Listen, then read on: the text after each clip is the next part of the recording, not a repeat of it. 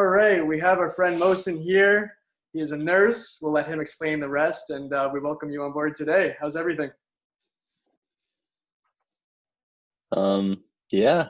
Hi. It's it's bad right now, guys. It's not Why? good. I'll tell you that much. I think that a lot of people who are in like healthcare fields, if they were ever doubting, themselves in that field, like maybe they should find something different, something that's not as like crazy or I guess organic, something more structured. If they were ever Mhm. questioning that, then COVID really was like figured out because you're either in it or you're not. Wow. So Yeah, we'll take man. us through like a day to day. I mean, okay, so the first wave, people were like, is it really as bad as, it seems, as they're Mhm. saying and, as they're taking it. And at that time, it didn't seem like it, to be honest with you. It did not, because what happened was our unit, personally, like our unit went on outbreak because of the staff getting sick and patients getting COVID. And it was, honestly, it wasn't that bad for a while for us because we stopped taking in admissions. So our unit at one point only had like 12 patients and we still had like at least 5 or 6 nurses, so each nurse had Mhm. like 2 patients. So we thought, hey, it's not that bad. But as things got worse, we started to realize that like we started getting like heavier and heavier patients, meaning like I don't know if it was because of the isolations and the things that we put on people, but it seemed like the elderly specifically, if not like directly being hit by COVID, being indirectly hit by it was so bad. Mostly on I think the social aspect of things. I don't think that anybody ever realized how much we need social interaction. Like you would think that with how much we can get into, this I don't know, this fake society or digital society that Mhm. we didn't rely on it so much on physical interaction and talking to people face to face. But like we're finding that things like FaceTime just aren't enough anymore. Like at True. first I was like, oh wow, look, people can still talk to their families, one to one on a little screen. At least that's something, but it's just not enough. It's not the same thing.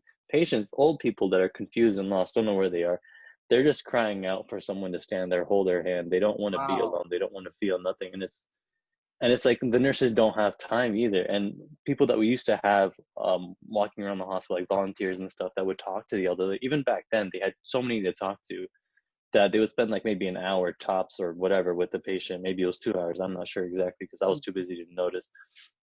But they didn't have that much time to spend with them, and it wasn't enough back then. But now we don't even have a lot of those volunteers or a lot of those people that do that because of COVID. So we just can't Mhm. allow that many people in and out of the hospital, like unnecessary traffic. But I Of don't know, like course. you can make the argument that it is necessary. The thing is, though, a lot of those people that were volunteers were elderly people who were just volunteering their time to talk to other people. So they're even more at risk. So it's better for them to not come in and put themselves at risk. It's been really hard for the elderly. I would say it's hit them so much that people can't begin to realize until you watch, because there's like a trend Mhm. at the end of life of care with the elderly. A lot of the times, they get worse. One time they'll fall, they'll get maybe a fracture, maybe they won't get a fracture. It'll be like a near miss kind of situation, and they get back. They're a little bit worse when they go home. They're a little banged up, but Mhm. for the most part, they can still take care of themselves. But then the next time, they fall again, they come to the hospital, they deteriorate at a Over certain time. Yeah. gradual degree. Yeah, but I'm finding that these days, not seeing their families, not seeing motivation to leave the hospital, right, as much, they're they're declining faster.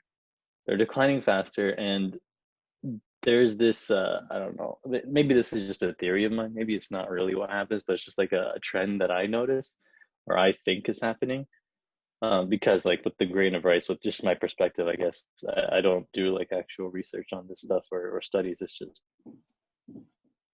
my raw experience. Yeah. Well, you're right there um in front of it all. but I find that what I find is that these old people, they're they're stuck staring at, a boring wall. Maybe it has like a whiteboard where we write our name and maybe a smiley face if we feel like we're having a good day that day. I don't know. It might say the right date there if we, cared to update it or Mm-hmm. had time to. They might have a clock there, and I don't know if that's good or bad. But yeah, I can only imagine how boring it is. Like, we couldn't sit still like that for hours, let alone days and weeks. Of course. And yeah, man, it's heavy stuff. It's heavy stuff. Like, I don't even know the perspective from the outside. I don't watch the news as much as, some people might. I don't know. I can't keep up with these restrictions, like the lockdowns and stuff, like Yeah, they're sporadic. They're in other with areas. Mississauga here. We're in this we're in a gray thing. I don't even know what that means, to be honest with you. I have no idea. All I Like know what? is that I go to work and I see some crap there, and then I come home, and that's pretty much it. That's all I can do. I have to grab stuff from the store once in a while, but really, it's like I don't even have like a side of the fence to sit on. People are like, should we shut down? Should we not shut down? I'm like, honestly, I can see both sides. Like, I get it. After seeing how much we've been impacted socially, and after seeing how much COVID is, I don't know. Like, between the direct and the indirect effects Of of COVID, I course. think that the decisions that have to be made are just way too complex to like put on even a government. Like, there's so many factors, Yeah, there's so many way too nuances many involved. factors. Can I ask you a It's question insane. Yeah. to interrupt quickly? Now, I want to know more about your actual. I know COVID now has like changed, your normal day to day duties, I guess, Yeah. that you do during the day. What, as in your profession, what is like a more day to day kind of like? Let's take COVID out for like a one moment. What's like a day to day for your profession? Not so. Um, I know like it's switched now with COVID. So now let's just go on a normal day to day. Let's go without COVID. How would it kind of work for you? Like, what does it entail? Like a normal work day? Normal workday. So you would go in. You're talking to the previous shift nurses, whoever has the assigned patients for you. You should talk to them because it's not like the same nurse, like the night shift nurse has the same assignment as you. It's like this nurse had this patient and this one had this patient and that one. So you should go talk to a few nurses and you get your report. So you gather information on the patient. So then you start Mm-hmm. if it's the day shift, then you start your morning meds. If it's a night shift, then you might start with, like getting them ready for bed, and then you give their night meds, depending on when their medication is scheduled, which medications they are, and like, stuff like that. But again, in the day shift, after you've done that, and you start doing like your baths and stuff, because you got to bathe every patient if you can. Mm-hmm. You have like people on the unit to help you with that if you're lucky. Not all hospitals have that. We're lucky on our unit to have someone like full time that helps us like bathe these patients. But that's a lot of work, especially with people that can't like turn themselves, because a lot of these baths are bed baths. You can't take a lot of these people to the showers and stuff, especially with COVID. But even before COVID, Mm-hmm. it's like you can't get somebody who can't, support their lower back into a shower, onto a chair to even go to a shower. So you got to clean them in bed, which is just like rolling them side to side. If they can't help with that, then you need two people to do that. And these things can take like up to like 15 minutes, maybe 20 if you have to do like dressings at the same time. So let's just stick with the day shift example. So after you would do those baths, you would maybe you probably go on your 30-minute break, like your first one. You give a report to your partner nurse, and then after your break, you would have to, if you have to do blood sugars for noontime, you would do those, and then you have noontime medications as well. Mm-hmm. After which there's a huddle usually with the unit at some point, maybe around like 2-3 p.m. And then where you get like an update on what's going on your unit, what's new, what's changing, because there's always changes, especially now. But even then, there were changes that would happen. It seems like now it's like a lot more bad news compared to before. But Yeah, um, for sure. yeah, there's just things becoming more, restricted and more.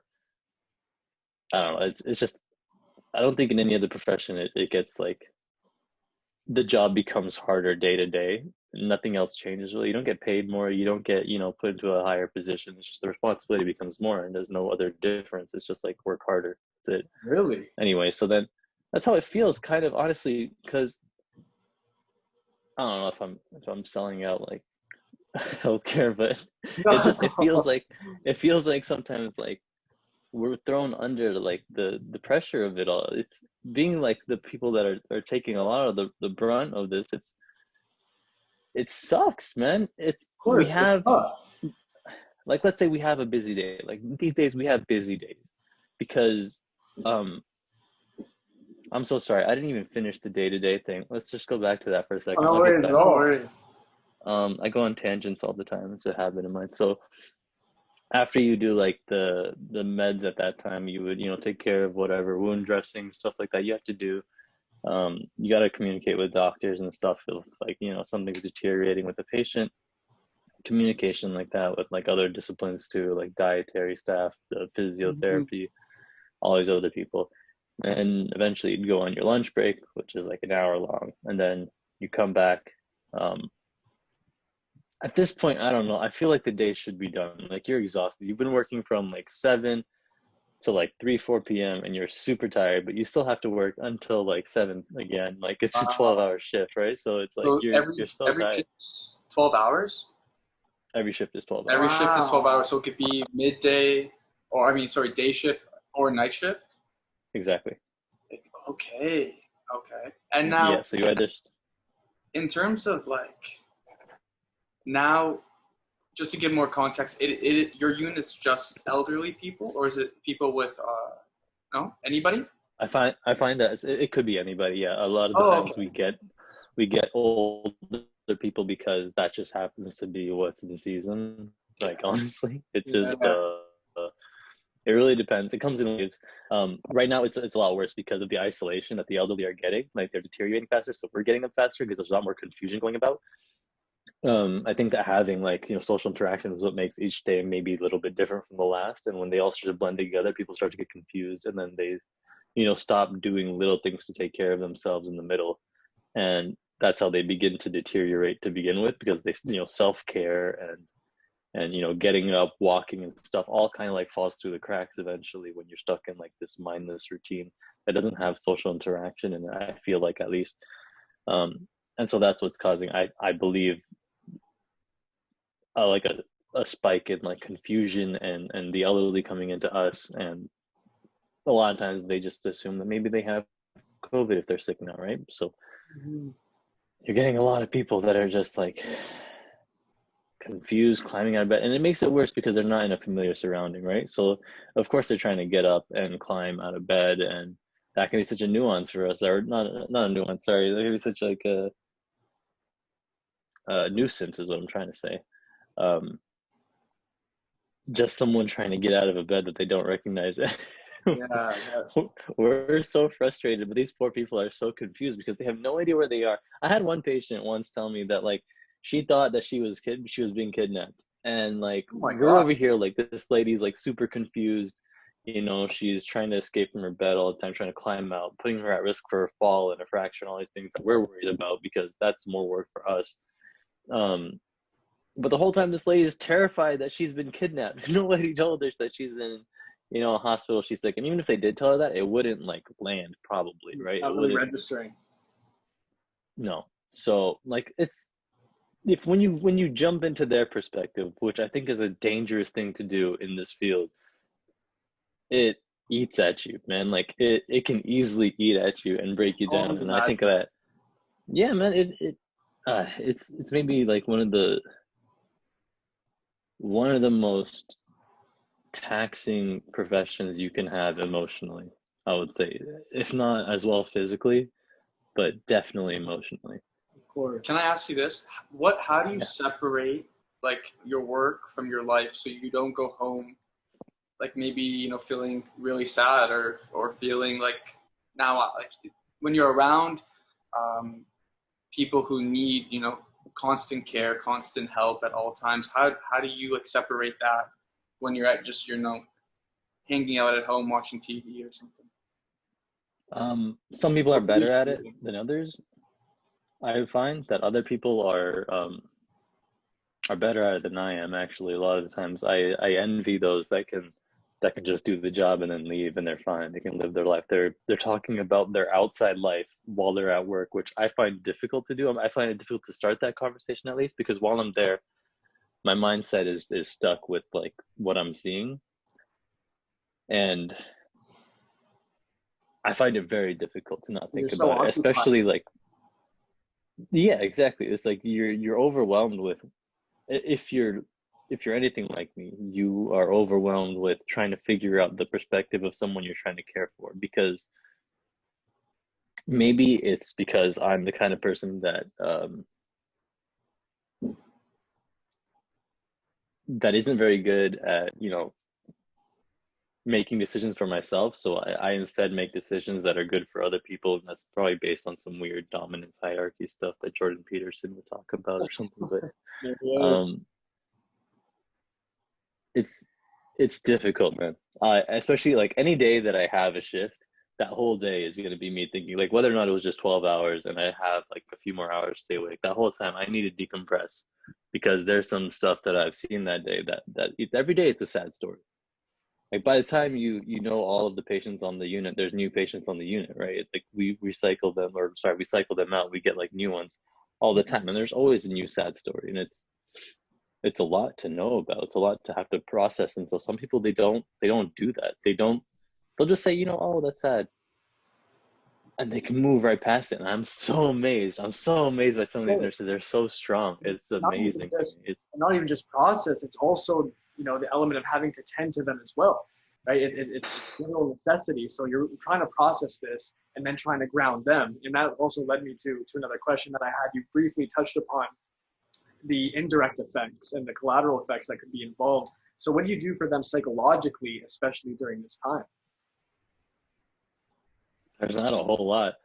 There's really not a whole lot we can do, because like as much as you might want to, on the day where I have free time, if I have free time, I will try to seek out the patients that are calling out more, that are screaming out more than they were before.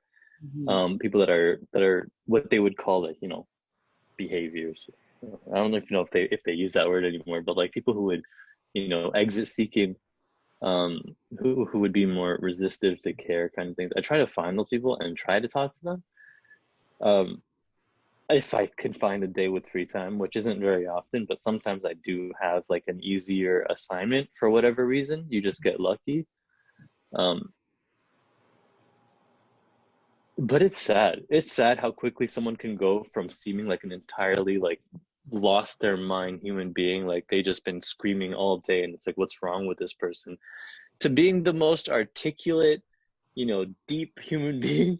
Like so Yeah. fast, you just start talking to them, and then they start talking to you, and you're like, oh, you can talk like just regularly without screaming, without crying out for help, which I find insane, this process. Okay, so this is often what happens. They come in, and they're a lot of work because they're confused, Mm-hmm. and so we find a way to kind of like, I don't want to say restrain, but we restrain them, either physically or chemically, whatever it takes, because we don't have time to address all of the mental issues that could possibly causing you to want to be somewhere else, to climb out of bed and go somewhere. We have to take care of you, we take care of other people. It Mm-hmm. sucks, but you're either getting some medication to calm you down, or we might have to unfortunately tie your wrist down to the bed, whatever it takes, because you're a danger to yourself at that point. You can climb out, you can fall down, hurt yourself. Anyway, so a lot of times they come in and they're screaming for help, they're crying out for help, and they're ignored more and more, and they do it for so long that by the time when you actually do have to go to them, because you have to take care of them, so you have to change them, you have to rotate them if needed, you got to give them medication, all these things. But when you finally do have time, or like have a necessity to go to this person, they're angry or frustrated, or I don't know if they've lost the patience to wait for you to come and help them, but they're a little vicious.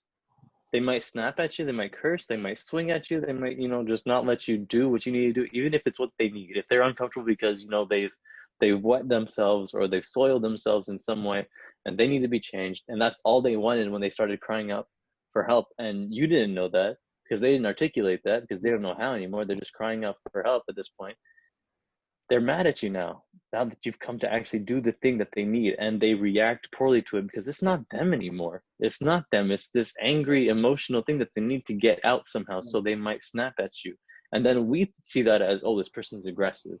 We got to be more careful with this person. Maybe we need to put more medication in this person. Maybe we need to do this. And it's just a decline. It's, after you drug them up so much, then they're definitely not going to, they could lose the functionality of their legs even further. And then we'd have to, try to work with physiotherapy to get them to, get that back, but they might not be able to because, they're just not cooperative anymore, or they've deteriorated so much that, they're on their way out, they. Can I ask you, I want to hear your opinion actually. These people that, do act out, I don't want to say act out, but let's just go with that, act out in that way for various reasons. Do you think that if hospitals had um, mental health professionals just for the patients, just to do that, they wouldn't do anything else with the patient, just for their mental health, just to speak to them?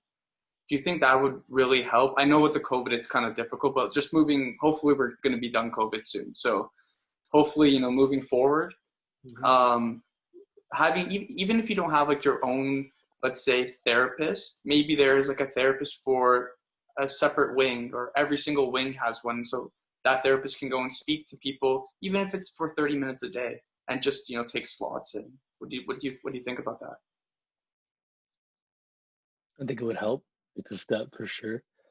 Um, I do find that, like, let's say somebody is calling out a lot, I do go and speak to them for that little bit.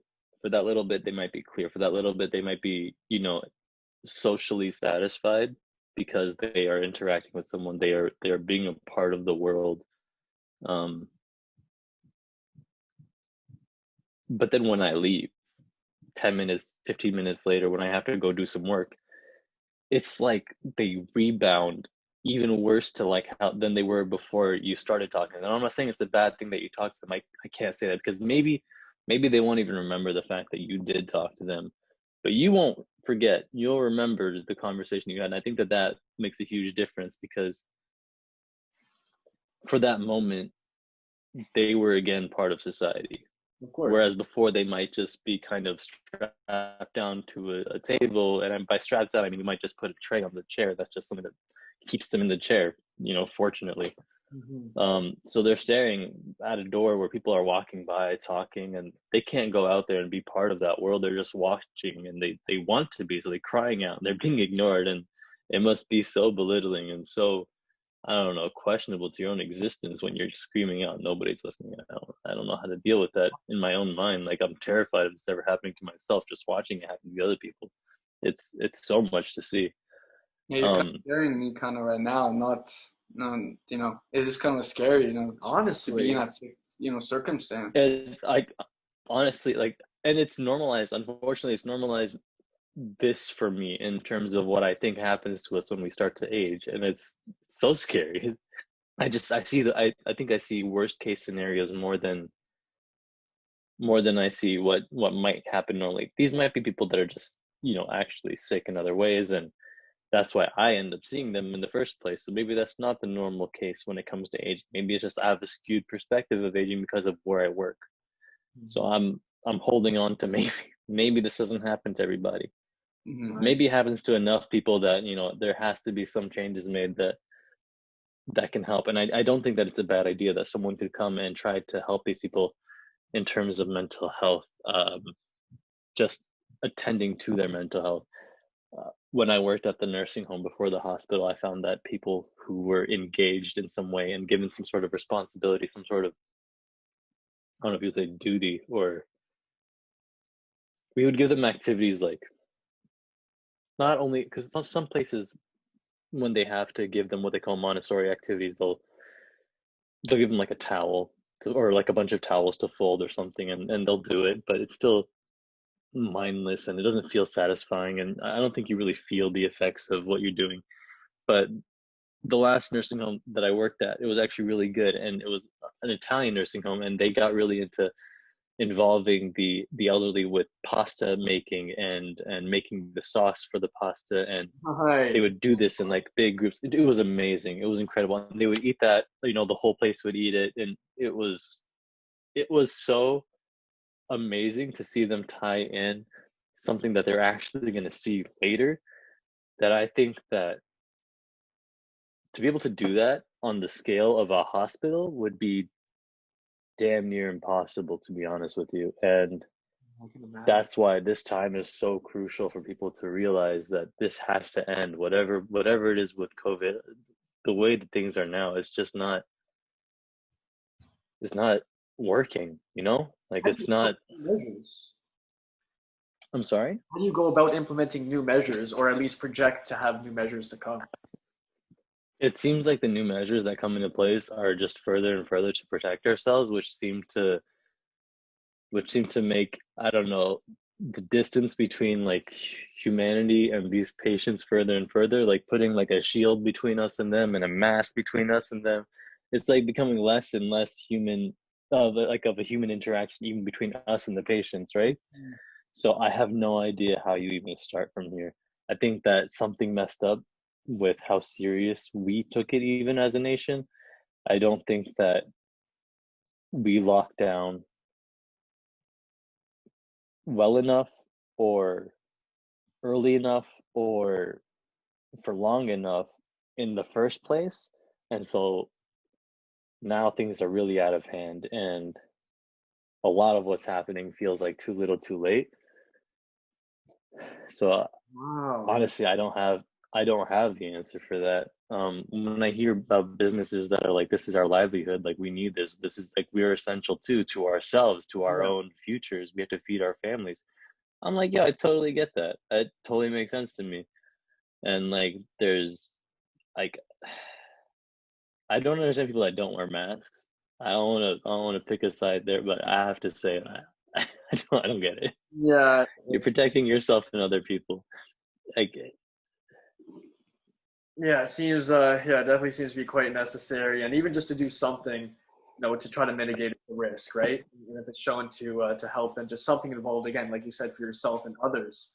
So I can see how we all got to play that part, right? Whether we understand the severity of it or not. But if you yeah, please take us through the lineage of becoming a nurse and then leading now up to the hospital. I know, as you said, you're at the nursing home. And so please, yeah, take us through. What was it like? Even I remember when you were doing your exams a few years ago. So if you'd like to take us through that as well, that would be great. just like my own history, you mean? Yeah, please. Mhm.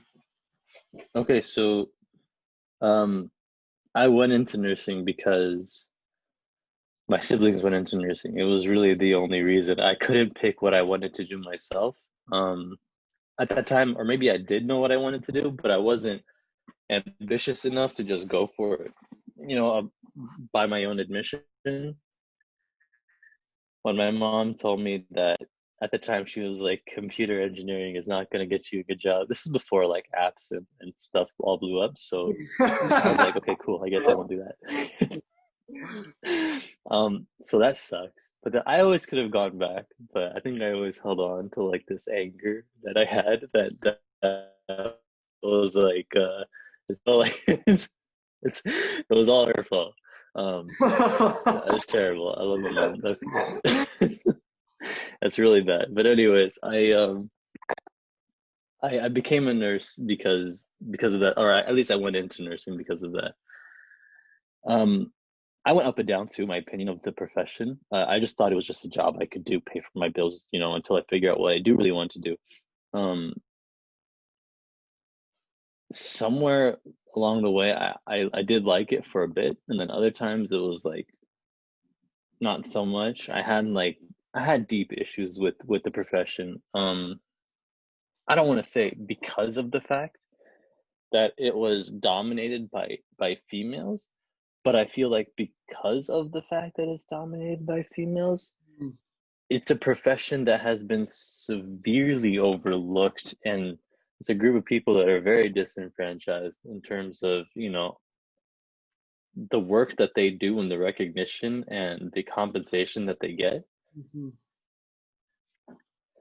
As I said, like I don't think any profession really just gets harder for like no reason and doesn't compensate you in some way for it. But with nursing, it's like you're so used to not getting your way, to having to deal with, you know, being short staffed, with being, overwhelmed. Some days you just have a really bad day, and that's just nursing. So Wow. many times I heard that when I was starting out in the hospital, when I was overwhelmed, they were like, that's just nursing. That's how they get you through, man. Just Really, spoon so feeding you, come to it. just spoon feeding you like the way that this is so like difficult. But anyway, I'll get there. I put off actually graduating from nursing for a bit. I didn't finish my last semester. I wanted to have my summer off, which was when they wanted us to do our last 4 months of placement, which is just purely in practice. You're supposed to be, in hospital or nursing home, wherever they place you for 4 months. If you're lucky, it's in hospital, they say, and if you're unlucky, it's in a nursing home, because that's not where people ideally want to start off, because they say you lose a lot of your skills in nursing in a nursing home because of the repetitiveness of the care and the stuff that you have to do, which is true to an extent. Um, anyway, because I wanted to put it off for 4 months during my summer, I ended up having to put it off for 8 months because they didn't offer it in the fall. And so I worked at Canadian Tire with Anthony, Yes, for sir. just a little bit longer, yeah, because of the fact that I couldn't do that semester. And then I did the semester and I graduated, but I stayed at Canadian Tire. I didn't want to do my exam right away. I did it at like the second opportunity to do the exam, and I kind of winged it, and I didn't pass. I Oh, didn't, that I could didn't pass happen. the exam because I felt like through all of nursing, I was winging it and I was making it. And so I was like, well, I don't need to study for this one. But it turns out that 4 years cumulative is hard to just, guess Yeah, your just way through. digest it all. Yeah. So anyways, I was kind of put off by the whole thing. I had never really failed anything in my life until this point. I just, got through on barely trying. Uh, so yeah, I got the opportunity to meet Anthony and work with him for a long time because of my inability to move forward. It was the only reason, Fun. really. You had fun. I think I kept you there for a little bit. That's all right, man. It was a good time, honestly. Like I learned so much from that time about myself and my creativity and all the stuff that I really do need as a person. I think that it was only because of, like the stuff that we were up to at that time, that I was able to realize that you don't have to only do the creative thing in your life. You can have like a job, and then you can also have that thing, that outlet. But I was always trying to find a way to put that together and force it together. And it's kind of like that mentality that got me stuck for a long time. But until I figured it out, I couldn't move forward. And I think that's what finally got me through that. So thank you for that, I guess, for whatever role you played in that. Um, and then I did the exam. I quit Canadian Tire. I studied for the exam. Like I studied my ass off for that exam, and I passed it. I'm pretty sure I did fairly well too, because I was very confident about my answers actually when I got through it. And yeah, I went to the job that I did my 4 months placement at, which unfortunately was a nursing home, and I learned a side of nursing that was, man, talking about being overlooked. The the Ministry of Health and long-term care, I find is the most interesting relationship ever. Like Really? it's it's so interesting to watch, someone come by and lay down the law and then kind of leave you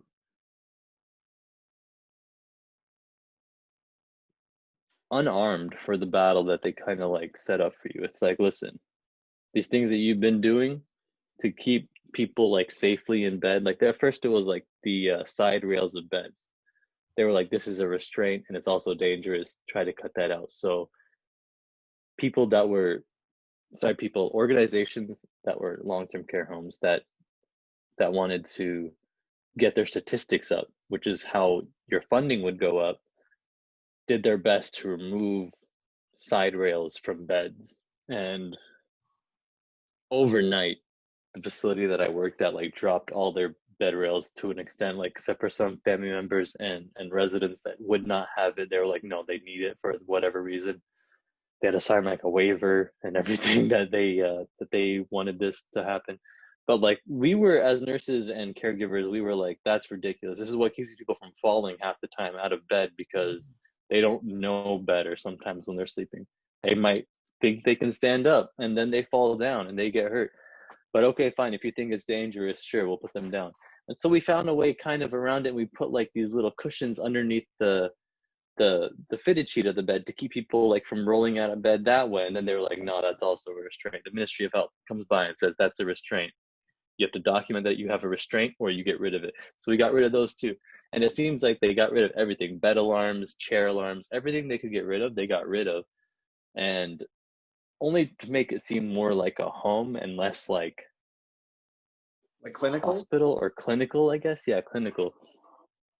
But it made it so difficult because it all just fell on our shoulders. If somebody fell down, it felt like a witch hunt trying to figure out whose fault it is, get them to admit fault and write it down, how they would avoid it in the future. When it's like, come on, man, you made things so much more difficult and you gave us nothing extra to help us with keeping these people safe.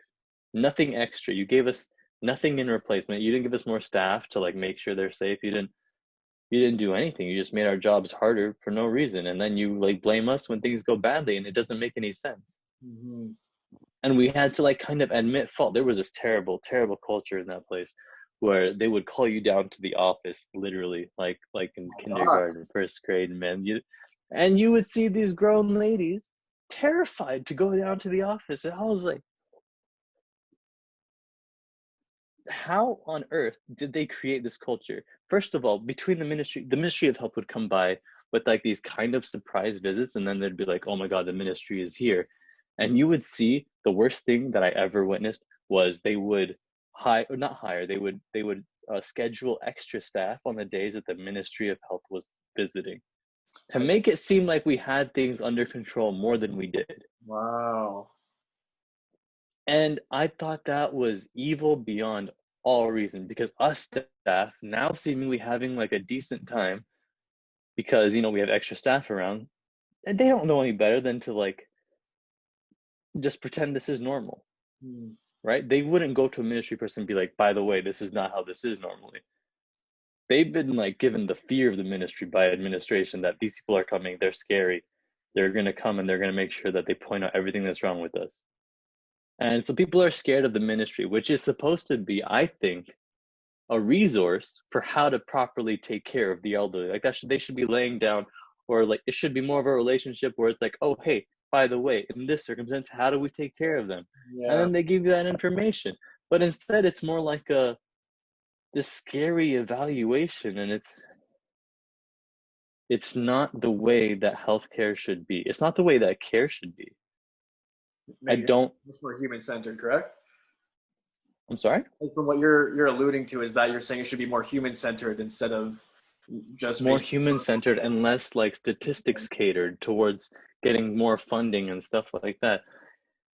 Anyway, I had to get out of there, so I started applying to jobs at hospitals, and I finally did get a job at Trillium, which has been a total different experience, I find, from what I had. I feel like I am supported way more. It doesn't feel like if I ever did mess up, I know that with the culture that I'm in now, that they would find it as a system issue. Like there's something systemically wrong that caused this to happen, and it's not the individual at fault, which I totally agree with, because usually people wouldn't do something wrong just because they're not evil. I don't think that people who go into nursing are typically evil. So I don't see the idea in blaming them for something that goes wrong. Makes sense. Right? Like I totally did not agree with the philosophy of the nursing home compared to when I came to the hospital. It felt like, oh, this is how it's supposed to be. This is what healthcare is supposed to look like a little bit more, right? So, And what would anyways, you identify as the key difference there? key difference. Yeah. I think that the blame culture that was built inside of the nursing home was not in the hospital. The hospital felt supportive, and education seems like a positive thing in the hospital. In Yeah. the nursing home, education felt like a negative thing somehow. Oh It gosh. was weird because they would have in services all the time and stuff. For some reason, it felt like they're teaching you this because something either went wrong or they want to say that you know better. You were at that in service. So it was like, it was so different. It was just a different kind of experience, I would say. And I don't know if they did it intentionally, if they didn't know what they were doing mentally to their staff because they were scared too of the Ministry of Health or whatever it was, and they just, I don't know, displaced that onto their staff. I'm not sure, but something needs to be reworked there for sure. Interesting. Why do you think they took all the they made everything like with restrictions, like they took away the alarms, they're taking away all this stuff. Um, is it, do you think financial? Again, I'm not trying to put words in your mouth, but what do you think about that? Do you think it's like a financial reason they just want to take everything back? I had so many theories at the time, and some of them were very like conspiracy like, and some of them were very just like practical. So at first with the bed rails, they were saying that there were cases where people would become entrapped in the bed rail, like their hand would be in it and it would go down, or their so one person suffocated and died because their head was in like a side rail, and I think it went down and it just caught their neck, and then they died. Nobody knew. So that's kind of, I think, what spearheaded them getting rid of as many of those side rails as possible because of what they called entrapment in that sense. And I don't know why they took out the other measures that people put in as like placeholders for that, because we had these little like half moon, like half circle, like moon shaped long, like you could imagine like a log cushion but like split in half long ways, so you have like a moon shape, Hmm. um like in the sides of the bed, just as like a bumper, like in bowling, so just you don't roll out of the bed side to side because you don't know any better. Sure, it's restricting your physical movement, but they said they defined a restraint as something that if they can't physically move it themselves, the person who's in the bed, if they can't physically move it themselves, it's a restraint. And then restraints got such a bad, um, had such a bad like connotation. And if you had to document that you're using restraints, it was like it was reason for you to lose funding, right? Because you had to use restraints. You're less like a home and more clinical. Okay. So you would lose funding for that reason. I think that I like that's what I came down to in the end. Like that was what it was. Was it was less home like, which is what we were supposed to be striving for and aiming for the whole time, was to give these guys an experience that felt like home Hmm.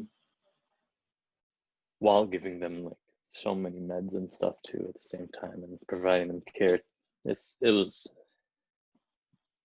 a lot. And I think that right now there's a lot of light being shed on long-term care, which is maybe possibly a good thing coming from COVID, if there's anything, is that they're looking at that more closely and more critically.